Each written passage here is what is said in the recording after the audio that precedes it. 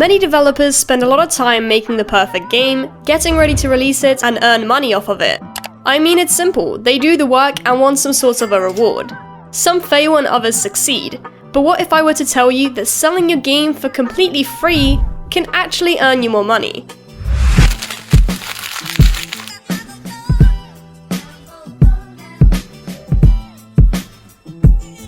Okay, so for all this to make sense, and don't worry, it does, we need to go back a bit.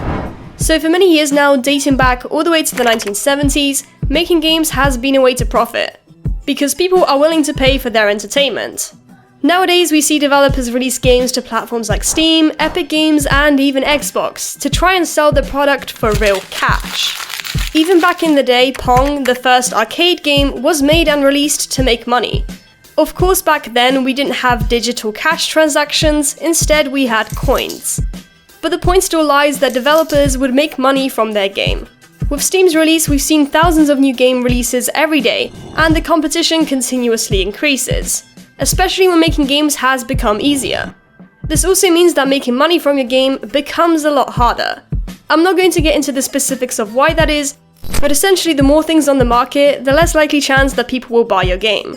So due to so much competition, new marketing strategies have come out to convince people to buy your game. We have the convenient methods of social media promoting like TikTok and YouTube videos, and even purchasing ads on Google. But one strategy that we are seeing more often is selling your game for completely free. That way, more people are willing to download your game because it's free, and they don't have to spend anything. Now before I continue, I have something to announce. Core is hosting the Core Game Creator Jam with $13,000 in prizes. For those who don't know, Core is a free game engine that allows you to create games using any of the thousands of free assets. In this event, me and 7 other YouTubers are leading our very own faction of game creators to compete in the same challenge. The challenge runs for 4 weeks, and we are competing with our communities to place in one of the top 3 factions. This means I need you to join my faction so that we can make the best games and win the most points. You can win $400, $300, or $250 for making one of the top 3 games. But if we are the number 1 faction, you will receive $1,000, $500, or $400. The challenge will be announced on November 15th, and you can click on the link in the description to join my faction for the Game Creator Challenge. To get started, you can use the second link in the description to download Core for free and start experimenting with all the assets and frameworks they provide. You can also join the Discord channel where you can officially join my faction, as well as talk with other people who are also competing. So check them out down below. Now let's continue. Many games nowadays will allow players to customize their characters. It's a great way to give players more freedom in a game. Whether you're super into character creation and customization, or you really don't care, we appreciate the fact that we have a choice. Many games will implement customizations as a way to monetize their game. A good example of this is League of Legends.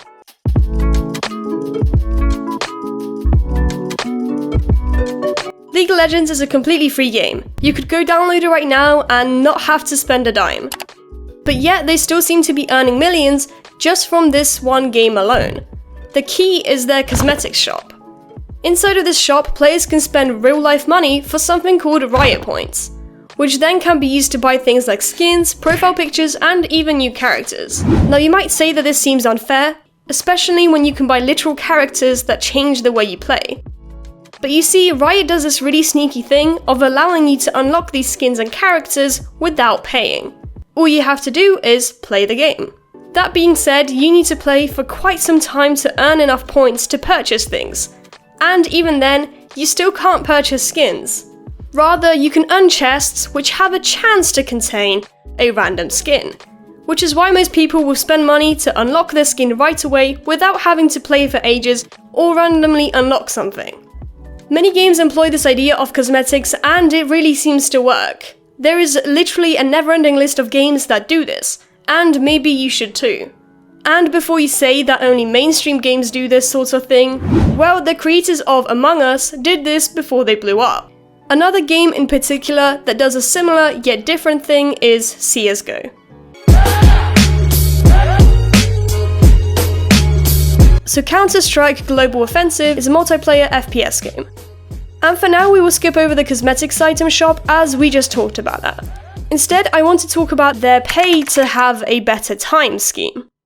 So to give some background, CSGO allows you to play competitive and non-competitive games. And with every game that implements ranked games comes a problem of hackers. Valve actually has a decent system against hackers, but one thing they created is something called Prime. Players can either play in Prime lobbies or non-Prime lobbies, and you might have guessed that Prime lobbies have an extremely low chance to have hackers in them, whereas non-Prime lobbies usually have at least one hacker every 2 games. Now something that CSGO does is they allow you to purchase Prime for a price of $14.99. They're basically saying, hey, you wanna have a good time? Well, purchase this kid. That being said, you can still get Prime without paying, but only if you reach level 21, which in itself can take quite some time. I personally bought CSGO when you still had to pay the $25 for the game itself, and grinded my account to level 21. But players nowadays would rather spend $15 instead of playing for so long. I even found this good Reddit post that explains how long it might take to reach this level if you were to play it for an hour each day. And you may think this is scummy, but let's now talk about World of Warcraft. World of Warcraft is an MMORPG game released back in 2004. The game is absolutely massive and has millions playing every day, even though it was released more than 10 years ago. Now most people love the game, but everybody has an issue with the way it functions. So the game is technically free, more about that in a second, and you can go register for an account and play it. But they have this thing called a trial. It's essentially a method to stop you progressing too far into the game without paying. As of now, with the free account, you can only reach level 20, which is quite low considering that it doesn't take too long to reach this. But if you want to continue playing, you need to pay. And here comes the really scummy thing. You see, it's not one flat fee that you pay, like other games. Instead, it's a subscription. This means to continue playing, you need to pay a monthly fee. And the prices are not cheap. It's $14.99 per month. Of course, you can choose the 3 or 6 month option, but they only vary within $1 difference. This means that if you want to play WoW for a full year, you're looking at spending at maximum $180. And that is a crazy amount of money to spend on a game. Not to mention, World of Warcraft has other things that you can purchase in the meantime, such as DLCs and other cosmetics. It's crazy and also genius. They get you hooked on the game with a free account and pretty much force you to pay. Now let's talk about DLCs. DLCs, aka downloadable content, is usually additions to a game that you already own. Whether it's new maps, cosmetic items, or new content, it's a great way to earn money from your games.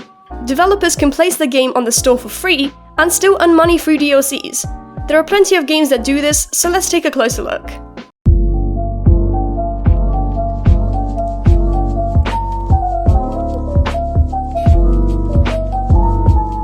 Okay, so to clarify, Sims 4 isn't free, but I'm still going to mention it as they utilize DLCs in a great way, and at this point, their base game could be free and they would still be earning millions. So what Sims 4 does is it allows you to purchase additions to their game, and many players will purchase these as they significantly change the way you play. Whether it's cosmetic items for your Sims, new items to build with, or full-on new mechanics like animals, it's a genius method to earn money. A game like The Sims can get boring pretty quickly, which is why adding DLCs to your game can make it so much more enjoyable. Sims 4 outscales any other game in terms of DLCs as they currently have 47 paid ones available, and they're still making more, with the cheapest DLC being around $7 and the most expensive one being $47. You can see how much money they can really earn. And with a bit of quick maths, we can calculate that you would need to spend $1,052 to buy every DLC at full price with no discounts. And this is crazy. Of course, most players won't purchase every DLC, but some will. Even then, most of the players will purchase at least one DLC in addition to the base game itself. So I've just gone over some methods of how free games earn money, and honestly there are many more methods that I just don't have time to get into. But it really does place things into perspective that even making something free can earn you quite a bit of cash. And with all this being said, this is the end of the video. If you did enjoy, please leave a like and subscribe. Also go check out the call and enter the Game Creators Challenge and earn some real cash prizes. Link to all of this in the description below. And I will see you all next time. Bye!